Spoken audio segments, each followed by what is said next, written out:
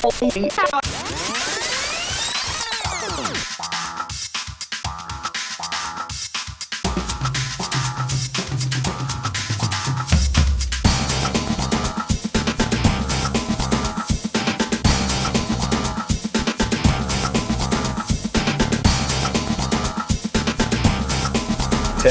Standby to take studio. 7, 6, Standby 5, camera 1, mics 1 and 2. 3, 2, 1. Take studio. Hello and welcome back to another episode of MCTV News. I'm your host, Bree Farough. And I'm Elizabeth Nelson.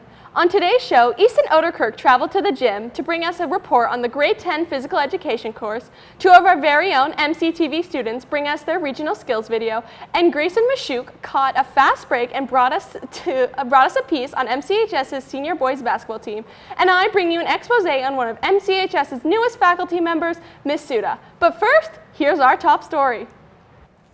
The University of Alberta provides a wide range of programs and classes for prospective students, one of these being their Paleontology class, where they discover and study much more than dinosaur bones. Reporter Weston Stevenson traveled out and caught a glimpse of this process right in the U of A Paleo Lab and brings us this report. Today at the University of Alberta's Biological Sciences building, the Paleontology lab was kind enough to allow me to get a behind-the-scenes look at what they do at their lab. Oh, actually, at the beginning, I was due with sort the dinosaur fossils, like the turtle shell and lots of dinosaur bones, and I will split them into different box and bags. And then after I do over 10 hours work, I began to repair the dinosaur fossils. It's extremely interesting job. You're always learning new things, and it's nice to be able to help the students, I think, is the main thing. The work that people do at paleontology labs, just like this one, affects the scientific community in many different ways, including correcting the misinformation that Hollywood spreads about these animals. It essentially broadens the knowledge of what animals were present in what areas of the planet, and their range and diversity, because a lot of stuff is not known about some of the various animals because they're just not in certain areas. We are given, unfortunately, a lot of rather sketchy information from Hollywood and stuff like that, and we are every once in a while having to combat the fact that no, velociraptors were not in North America, things like that. This lab seems to have a great team of volunteers and has a good leader. For MCTV, this is Weston Stevenson. This year's spring has proven to be a little colder than expected. Here to give us the inside scoop on whether we can expect warmer weather in the coming week is our very own in-studio meteorologist, Avery Pelletier. Thanks, Liz. Let's take a look at our national forecast for today. It's looking like pretty standard for the beginning of April, maybe a little on the chillier side. Up in Whitehorse and Yellowknife, we have 6 degrees and 5 degrees, both with a mix of sun and cloud. Down in Vancouver, rainy as always at 11 degrees. Regina has that mix of sun and rain at 12 degrees. Winnipeg, nice and sunny at 8 degrees. And Toronto, a mix of sun and snow at 0 degrees. Let's take a look at the eastern half of Canada. Up in Iqaluit, it's -3 degrees and a bit of snow. Montreal, 0 degrees. Halifax, 1 degree. St. John's is also 1 degree, and all snow over there. Let's take a look at the provincial forecast. It's looking like pretty warm for the beginning of April, actually, in Alberta, so we got a bit lucky there. Mix of kind of rain all across the province. Red Deer is having some thunderstorms and is sitting at 12 degrees. Edmonton is going to have some sun with a little bit of rain at 14 degrees. High level is up at 11 degrees. Jasper at 10 degrees. Banff at 9 degrees. Medicine Hat looking nice and warm at 16 degrees. And Calgary at 14. Let's take a look at our current conditions. All right, so right now it is a nice 10 degrees Celsius, so pretty moderate, but you can't complain when you've been having -20 for a couple of months before this. Right now there are some light showers with some sun. and that sunrise and sunset are getting further apart, so longer days, that's great. Let's take a look at the weekly. And it's looking like we're going to close off on a pretty decent week, a nice mix of sun and cloud. Wednesday is going to be 13, and Tuesday is going to be 14. So back to you, Liz. Thanks, Avery. The Level 10 Physical Education course is a required prerequisite in the province of Alberta for students to graduate, filled with activities varying from your favorite games, such as basketball and volleyball, to weight training, to even CPR training. Here to give us an inside look on how our grade 10s are making the best of this course is Easton Ouderkirk. Today we will be taking a look at Phys Ed 10 and what are some of the students' thoughts on the semester so far. This is actually my first year teaching PE 10, but I like it because it gives me a change in my day. Normally I'm teaching math and chemistry, and so it's nice to get to know the kids in a more open setting. We're teaching kids how to stay active and have a lot of fun, so that's why I enjoy teaching Phys Ed 10. After that interview with Miss Stafford, let's move on to one of the students and get their thoughts. I think the program is pretty good. I mean, we do get a lot of creative activities that our teachers come up with, but I think there are a couple things that they could change to make it a bit better. But other than that, the program's pretty good. PE 10 is finishing up their dance unit. Let's go ask one of the students how it finished. It was fun. We learned a lot of good stuff. It was a little bit boring at some points during it because we were doing the same dance like over and over again, but I think it was fine because we'll have to do it the rest of our life, so it was fine to learn it. After all that, let's circle back to another interview with Miss Stafford about how kids can live a healthier lifestyle. 100% I do. I think it's probably almost more important or just as important as teaching students chemistry, let's say. Because like I said, a healthy lifestyle, active lifestyle is something that will stay with you for the rest of your life.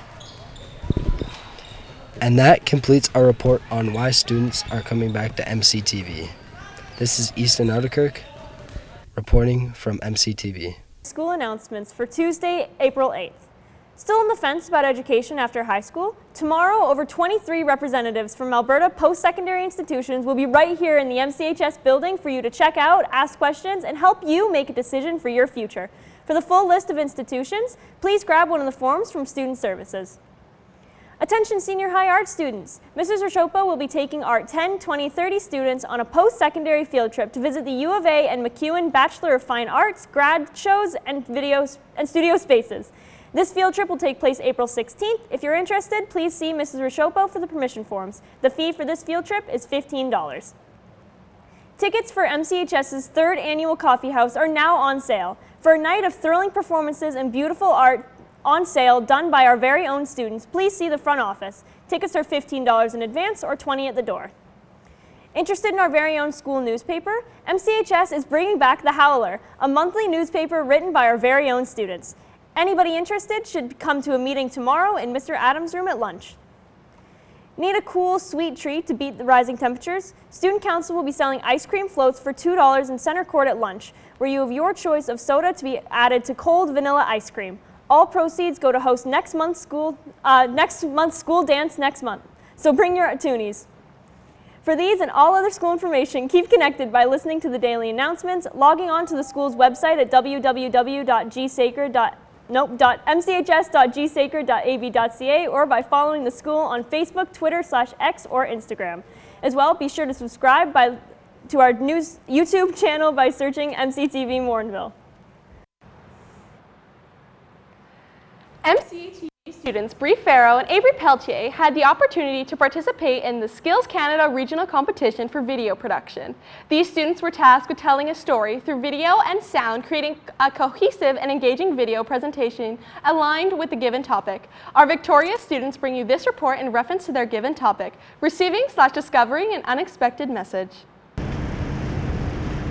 Personally, I don't believe in second chances. I'm a stick with what you know kind of gal, which is easy when you know everything. I expect perfection, and I achieve perfection. I work for what I want, and I get it. At least, I thought.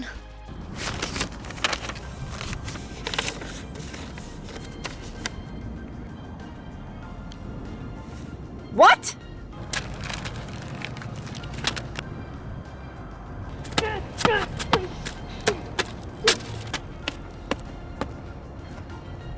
In hindsight, I took that a little harder than I should have. So I decided I needed a little exposure therapy to failure. I spent the next year failing on purpose. It wasn't easy at first, but over time the idea of messing up didn't scare me anymore. Soon I was trying new things, taking risks, and giving myself second chances. When the next fall rolled around, I reapplied. It couldn't hurt to try again, could it? For the first time in a while, I was proud of myself. Welcome back. Here with all your recent sports recaps in the NHL, NBA, MLB, and NCAA is our very own in-studio sports expert, Gagnon. Thanks, Liz. In the NHL, Alex Ovechkin scored against the Islanders to beat Wayne Gretzky's scoring record on Sunday, which Gretzky had 894 goals, and Ovechkin will continue scoring and make the record harder to break. The Oilers lost 2-3 against the Ducks. The Jets ended the Blues' 12-game winning streak 3-1. Lightning destroyed the Rangers 5-1.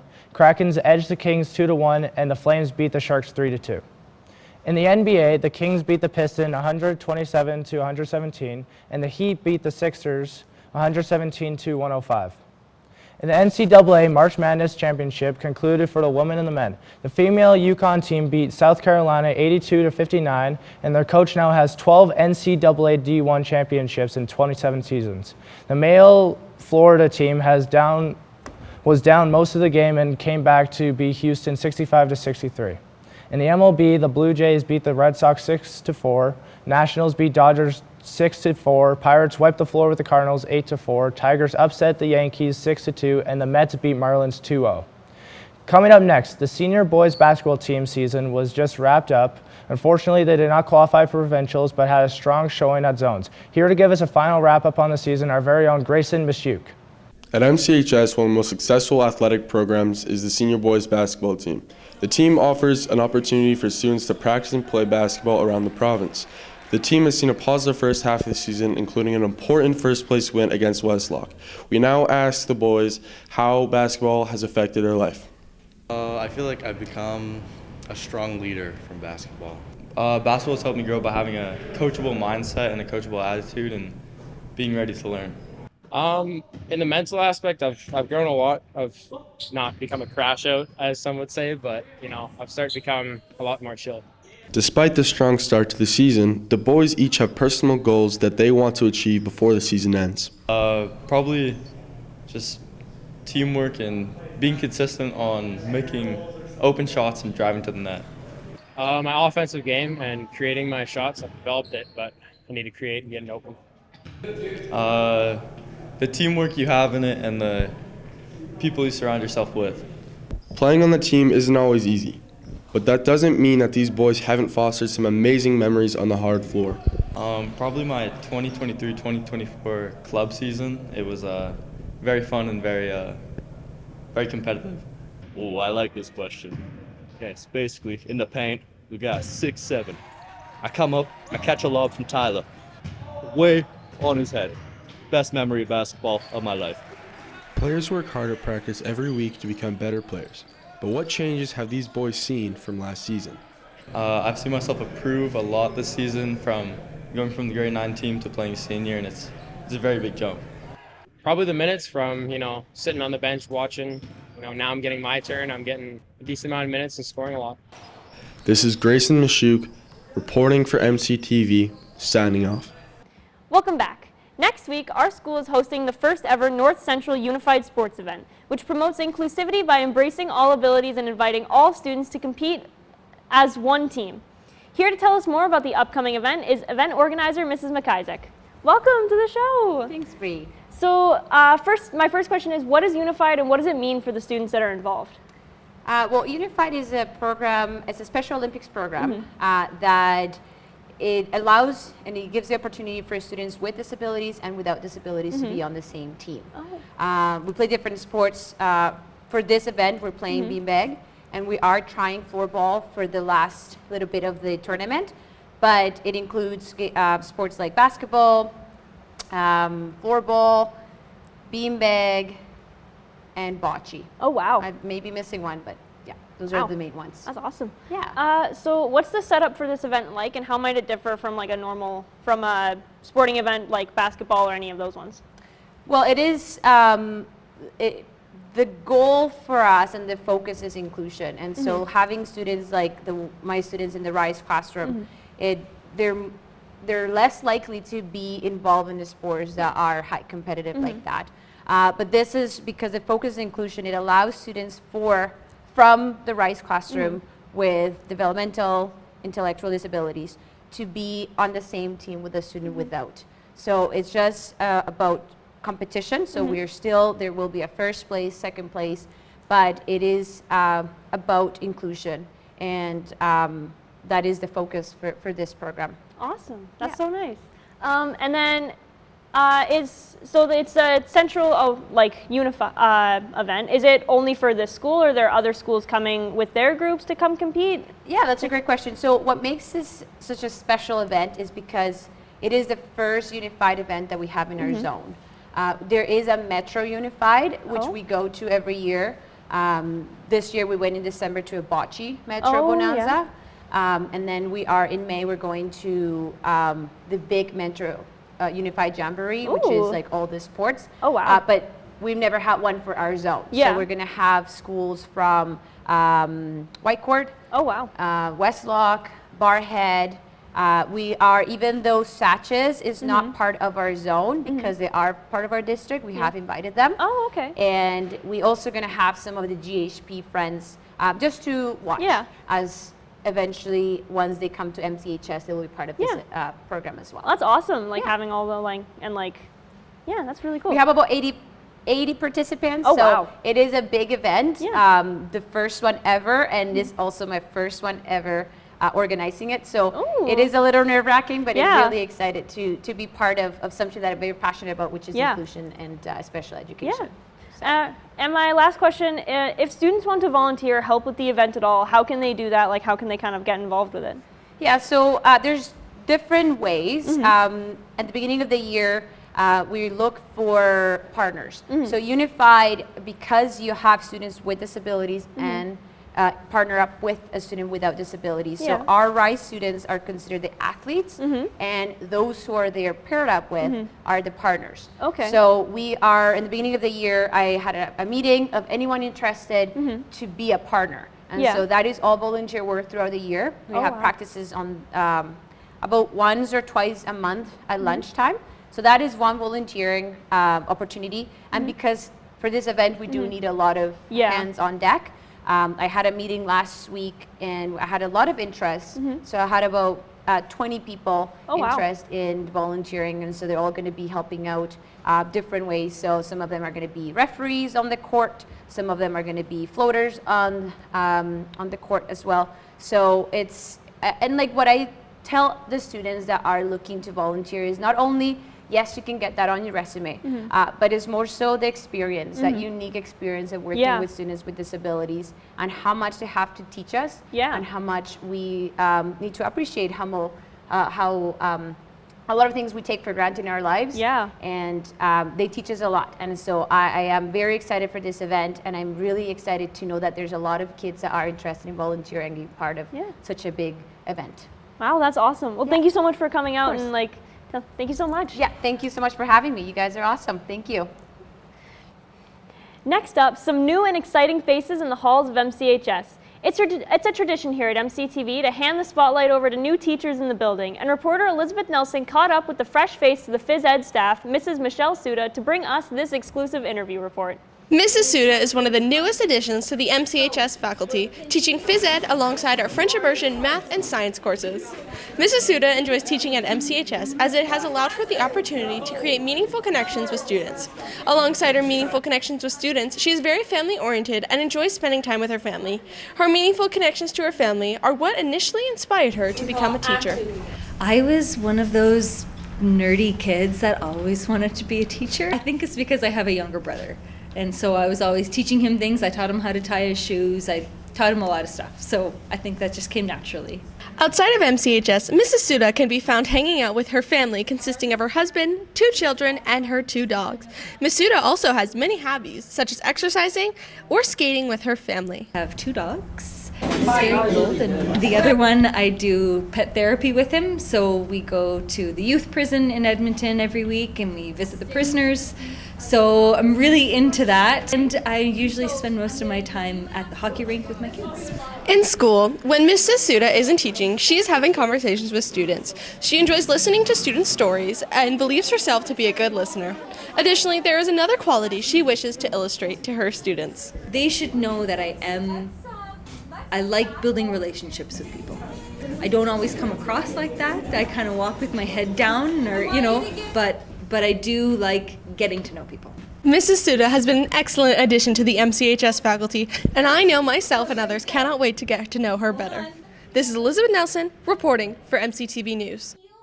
And that's it for another episode of MCTV News. Join us for our next broadcast for pieces about the Science 10 class, Capital Vision Care, the Sports Medicine class, as well as federal election coverage and an exclusive interview with the Liberal Party candidate for our St. Albert Sturgeon riding for April 28th, as well as our weekly forecast and sports recaps. So, guess where I was last Saturday? Skills Regionals. Skills Regionals. Guess what we walked away with? Bronze. Silver. Oh. Good for you. I'm so proud. Thank you. MCTV's taking you places. I know, right? We're going to provincials again, maybe nationals. We'll see. Ooh, I hope so. From all of us here at MCTV News, I'm Elizabeth Nelson. And I'm Bree Farough. Thanks for tuning in.